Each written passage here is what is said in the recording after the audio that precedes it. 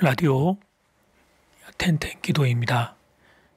저녁에 아파트 단지를 산책하는데 재미있는 광경 하나를 보았습니다.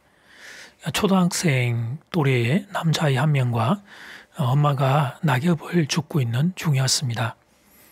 그런데 두 사람의 얼굴이 영 마땅치 않았습니다. 눈치를 보니까 학교 숙제를 하는 중으로 보였습니다. 학교 숙제가 낙엽 주워오기였던 것입니다. 그 모습을 보면서 저 혼자 상상의 나래를 펼쳐보았습니다. 맞벌이를 하는 엄마가 퇴근해서 보니까 아들이 아직 숙제를 안 한 겁니다. 그래서 부랴부랴 아들을 데리고 마당으로 내려와 낙엽을 줍고 있는 중이었습니다. 그 사이에 엄마와 아들 사이에 오고 간 대화는 옮기지 않겠습니다. 너는 도대체 뭐하는 녀석이냐? 왼수가 따로 없다. 이런 말은 기본적으로 오고 갔을 겁니다. 여기서 이제 아빠가 호출됩니다. 아직은 아빠가 퇴근 전이라 낭패를 모면한 것처럼 보이지만 꼭 그렇지도 않습니다. 늦게 퇴근해서 집에 들어오면 아빠와 엄마의 2차 전쟁이 예비되어 있기 때문입니다. 아내가 남편에게 말합니다. 아니, 육아는 나 혼자만 하는 거예요? 당신은 왜 아빠 노릇을 안 해요? 나 그만할래요. 당신 혼자 애 키워요. 애꿎은 낙엽 주워 오기 때문에 온 집안이 들썩거린 저녁이었습니다. 그런데 여러분, 이게 인생살이입니다. 그리고 이게 행복입니다. 세월이 지나면 다 추억으로 남게 될 겁니다.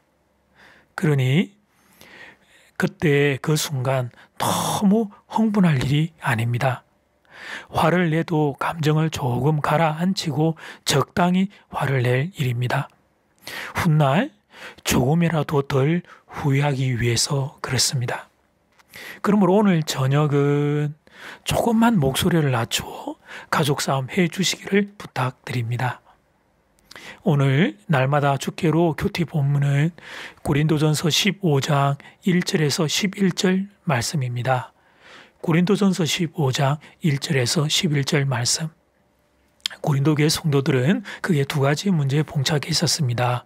첫 번째는 교회 공동체의 문제였습니다.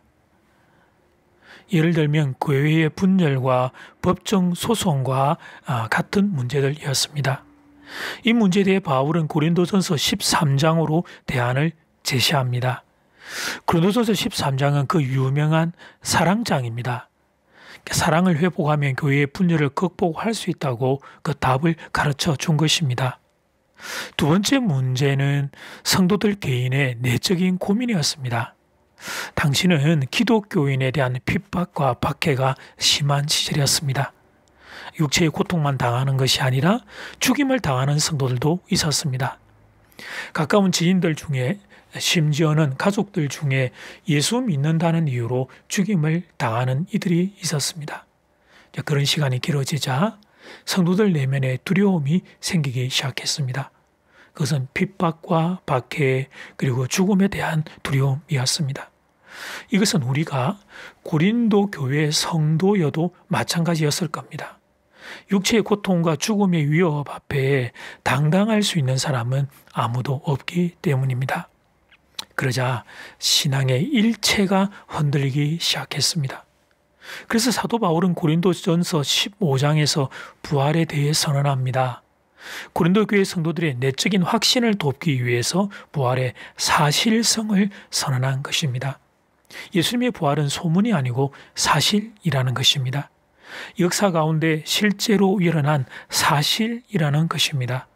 그리고 그 부활의 정인이 지금도 살아서 우리들 옆에 있다고 바울이 선언합니다. 흔들리는 고린도 교회 성도들의 내적인 확신을 위해 그렇게 말한 것입니다. 바울이 소개한 예수님 부활 목격의 정인들을 저도 말씀 그대로 소개해 드리겠습니다. 고린도전서 15장 4절에서 8절 말씀입니다.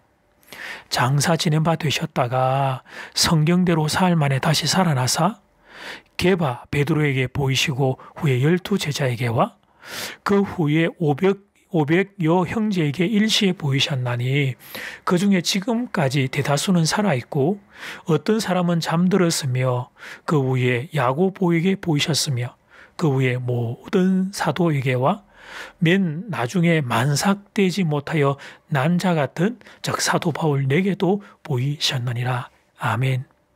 예수님은 부활하셨습니다. 예수님의 부활은 사실입니다. 역사 가운데 실제로 일어난 일입니다. 그래서 예수님을 믿는 성도들도 예수님과 함께 부활하게 될 것입니다. 성도는 죽음이 끝이 아닙니다. 죽음 뒤에 예수님이 예비하신 영원한 생명을 누리게 될 것입니다. 이 사실이 오늘 이 시간 여러분의 가슴에 확신되기를 주 이름으로 축복합니다. 예수의 부활이 오늘 이 시간 여러분의 가슴에 불이 되어 험한 이 세상 믿음으로 걸어갈 수 있도록 주의 성령이 여러분을 도우시고 지키시기를 주 이름으로 축복합니다. 이제 첫 번째 기도 시간입니다. 받은 말씀과 개인의 기도 제목을 가지고 함께 기도하는 시간입니다. 이 시간 다 함께 마음을 모아 주님 앞으로 나아가겠습니다.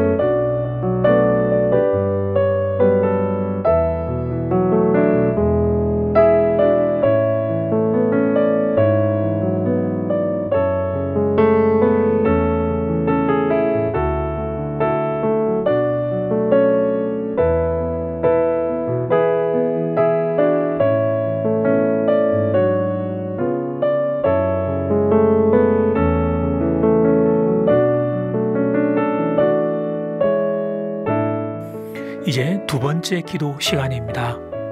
날씨가 많이 추워졌습니다. 전국적으로 살펴보면 영하 밑으로 떨어진 지역도 있습니다. 추워지면 힘들어지는 분들이 계십니다. 오늘 이 추위 가운데 힘들게 살아야 하는 분들을 위해 우리가 함께 기도하면 좋겠습니다. 그리고 이 추위 가운데도 가정을 지키는 가장들을 위해 기도하겠습니다. 그리고 이 나라, 이 민족을 지키고 있는 우리 군인들, 우리의 아들들을 위해서도 함께 기도하겠습니다.